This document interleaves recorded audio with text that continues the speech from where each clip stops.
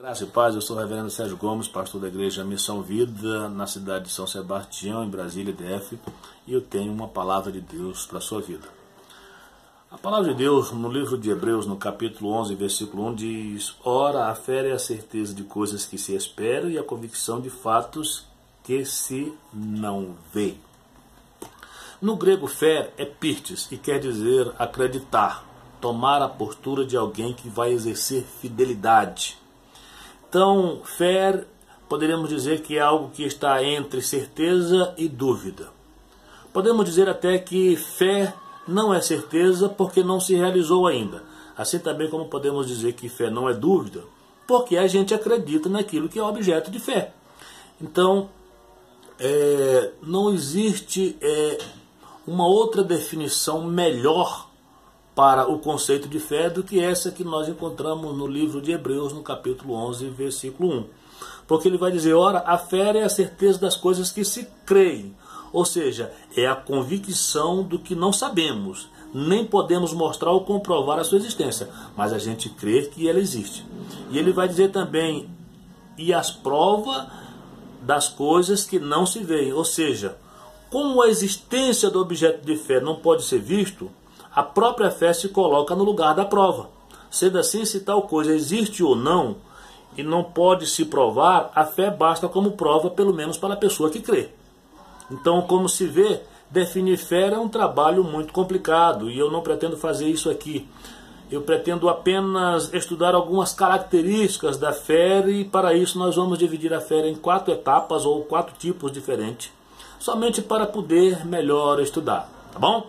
Então eu quero falar sobre o primeiro tipo de fé, que é a fé natural. E essa fé natural, todo ser humano tem essa fé, né? Nós já nascemos com ela. Ela é a fé que eu tenho, que eu vou sair de casa e vou para o trabalho, e vou chegar. É a fé que me leva a tomar a decisão de casar, porque eu acredito que eu vou ser feliz no meu casamento. É a fé que leva o cidadão a ter filhos, porque ele acredita que seus filhos lhe serão uma bênção. É a fé que leva a pessoa a fazer investimento num empreendimento, porque ele acredita que vai ser bem sucedido no seu empreendimento. É a fé que leva a pessoa a estudar, porque ele acredita que vai lograr êxito nos seus estudos. É a fé que leva a pessoa a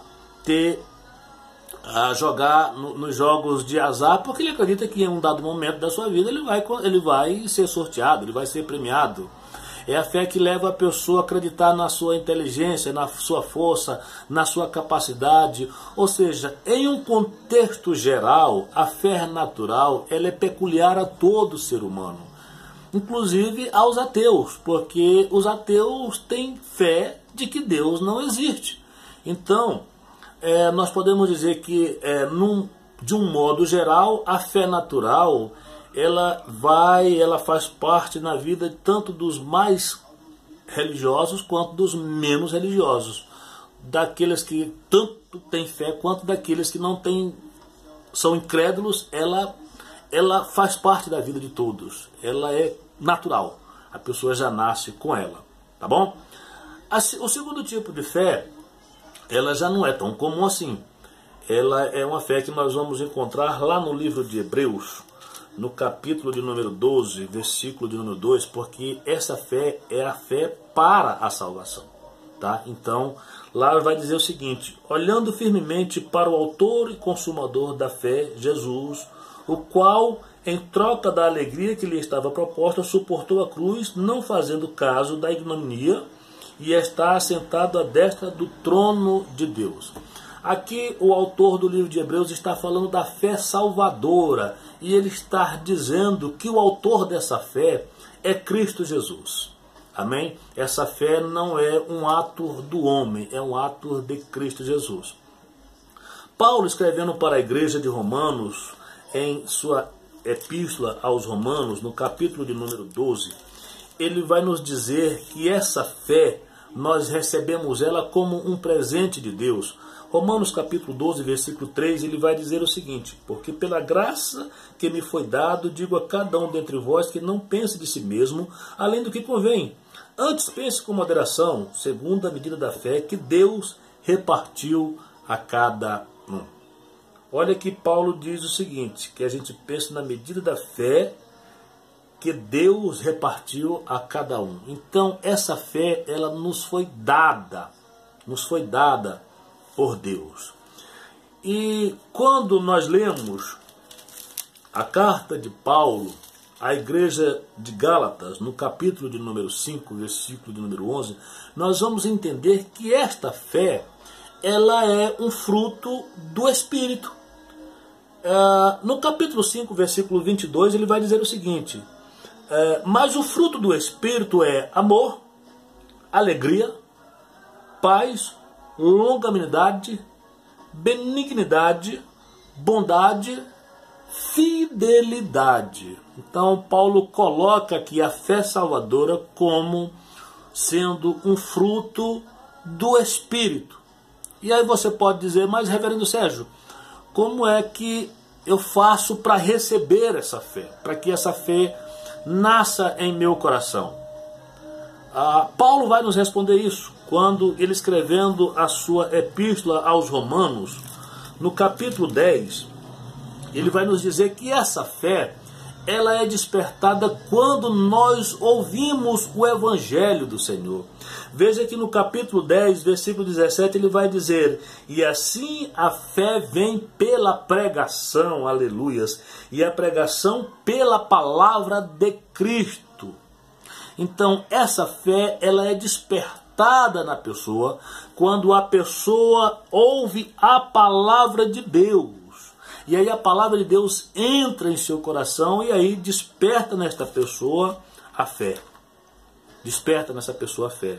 E despertando nessa pessoa a fé, automaticamente o outro passo que essa pessoa vai dar é o que está registrado lá no Salmo de número 37, versículo 5, quando lá nos diz assim a palavra do Senhor: entrega o teu caminho ao Senhor e confia nele, e o mais ele fará. Ou seja, quando eu ouço a palavra de Deus em mim gera uma fé, e essa fé me impulsiona a entregar a minha vida ao Senhor e confiar nele, entregar toda a minha vida a ele.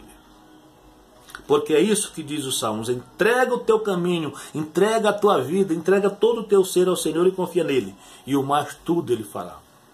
E sabe qual vai ser o passo seguinte, queridos, que essa fé vai me levar? Essa fé vai me levar a agradar a Deus. Porque lá em Hebreus, no capítulo 11, versículo 6, vai dizer que sem fé é impossível agradar a Deus. Isso quer dizer que antes, quando eu não tinha fé, eu não agradava a Deus. Mas agora, por ter fé em Deus, por ter fé na obra vicária de Cristo Jesus na cruz do Calvário, eu passo agora a agradar a Deus. Deus agora passa a ter satisfação na vida daqueles que têm fé. Tá bom? E é interessante que mais na frente, lá na sua primeira epístola, no capítulo 5, versículo 4, o velho apóstolo João vai dizer que a vitória que vence o mundo é a nossa fé. Então, observe que essa fé salvadora é a força, é o poder que nós temos para vencer as hostilidades e as seduções desse mundo. Paulo, escrevendo ainda na sua epístola aos Romanos, no capítulo 14, versículo 23, na parte C, ele vai dizer que tudo que não for proveniente desta fé é pecado. Então, meus queridos, este tipo de fé é a fé que nos manterá convertido. É a fé que vai nos manter firme, sabe, nos caminhos do Senhor. É a fé que vai nos manter firmes na obra de Deus. Amém? Essa é a segunda fé. Então observe que o primeiro tipo de fé é a fé natural, essa todos têm, né? A segunda fé é a fé para a salvação, e a terceira fé é a fé sobrenatural. É a fé sobrenatural. Quando nós olhamos a carta do apóstolo Paulo, a segunda carta que ele escreve para a igreja de Corinto, a segunda que nós temos, né, porque ele escreveu outras que foram perdidas. Então, a segunda carta de Paulo aos Coríntios, no capítulo 4, versículo de número 18, ele vai dizer assim: não atentando nós nas coisas que se veem, mas nas que se não veem, porque as que se veem são temporais e as que se não veem são eternas. Mais na frente, lá no capítulo de número 5, versículo de número 7, ele vai dizer mais ainda assim: visto que andemos por fé e não pelo que vemos. Visto que andemos por fé e não pelo que vemos. A fé sobrenatural, ela jamais poderá ser explicada através da lógica ou da razão humana. Sabe por quê? Porque ela é um dom de Deus. Ela é um presente de Deus para nós. Então as regras estabelecidas pelas leis físicas, elas são frontalmente contrárias às regras que regem a lei da fé sobrenatural. Por quê? Porque a fé sobrenatural, ela na verdade é uma certeza absoluta que a pessoa tem de que Deus é real, de que a sua palavra é a verdade, de que, sabe, a palavra de Deus será cumprida, ainda que possa demorar, ainda que tudo pareça estar contrário, mas que ela se cumprirá. É interessante quando a gente olha a carta de Hebreus no capítulo 11, versículos 24 a 27, o autor de Hebreus vai falar acerca de um homem chamado Moisés, que por fé Moisés deixou o palácio, sabe, de Faraó. Ele vai dizer o seguinte: pela fé Moisés, quando já homem feito, como homem feito, olha, observe isso, recusou ser chamado filho da filha de Faraó. Olha, ele vai dizer mais ainda que Moisés preferiu, ou seja, ele escolheu ser maltratado junto com o povo de Deus, a usufruir, ou a gozar, ou a fazer uso dos prazeres transitórios do pecado. Versículo 26 vai dizer: porquanto considerou o opróbrio de Cristo por maior riqueza do que os tesouros do Egito, porque contemplava o galardão. Versículo 27, observe isso. Pela fé ele abandonou o Egito, não ficando amedrontado com a cólera do rei. Antes, permaneceu firme como quem vê aquele que é invisível. Aleluias. Aleluias.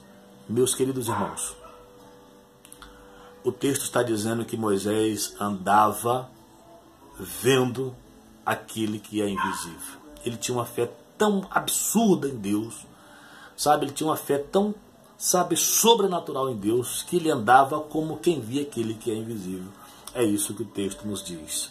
Ou seja, essa fé é a fé que me leva a acreditar no impossível, sabe? Ainda que todos digam, sabe, que alguém não vai ser curado, eu digo, ele vai ser curado porque a fé que eu tenho em Deus me leva a acreditar nisso. E nós temos respaldos bíblicos para acreditar nisso. Quando nós olhamos a palavra de Deus no Evangelho de João, no capítulo 14 do Evangelho de João, lá no versículo de número 12, Jesus diz o seguinte: em verdade vos digo que aquele que crê em mim farás também as obras que eu faço, e outras maiores fará, porque eu vou para junto do Pai. Observe que o texto, Jesus não está dizendo aqueles que creram, sabe? Ele está dizendo aqueles que creem. O verbo é no presente. Isso quer dizer que se nós crermos agora, nós vamos fazer as obras que Cristo fez e vamos fazer maiores ainda. Agora, se nós não estamos fazendo, queridos, é porque ainda não cremos. É porque ainda não acreditamos. Então eu quero que você entenda que esta fé, ela tem de estar em conformidade com a vontade de Deus para a nossa vida. Ela tem que estar em conformidade com a vontade de Deus para as nossas vidas. Às vezes você diz: mas eu tenho orado com tanta intensidade, eu tenho orado constantemente. Mas às vezes aquilo que você tem pedido, querido, não está de acordo com a vontade de Deus para a sua vida.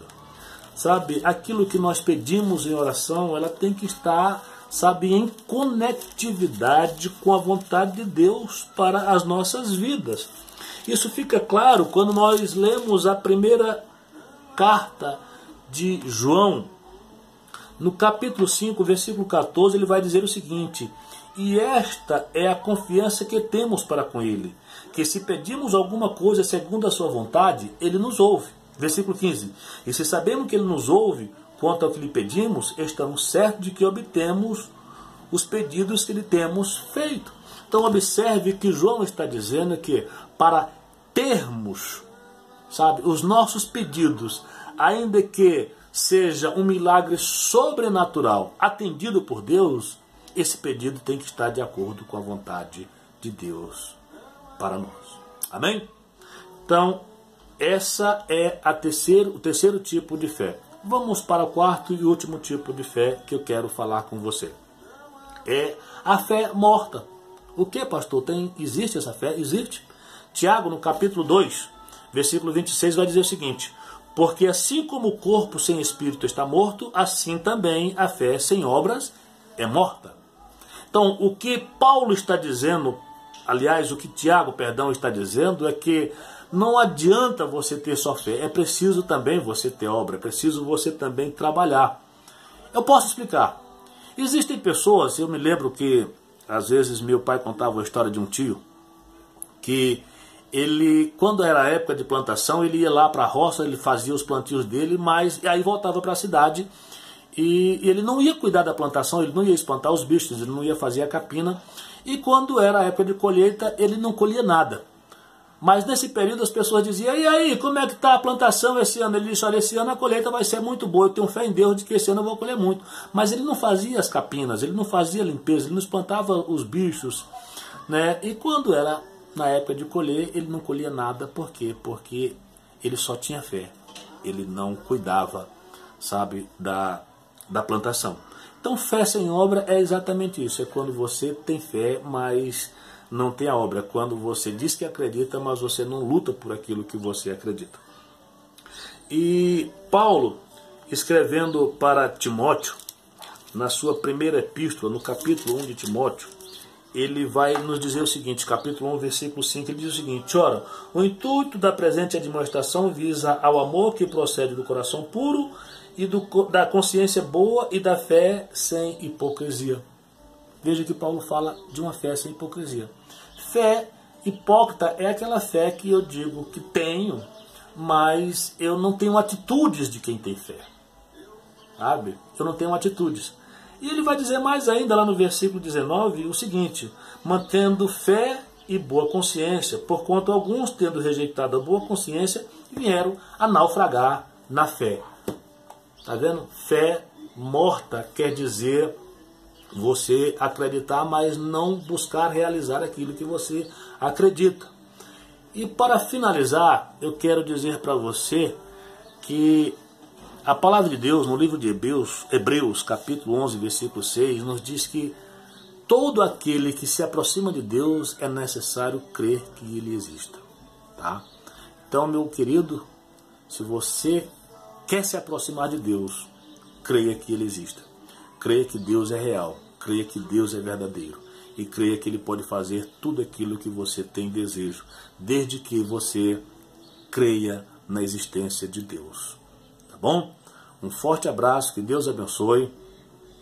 Compartilhe esse vídeo, curta, né, faça um like e recomende aos seus amigos. Que Deus abençoe e até a próxima, em nome de Jesus.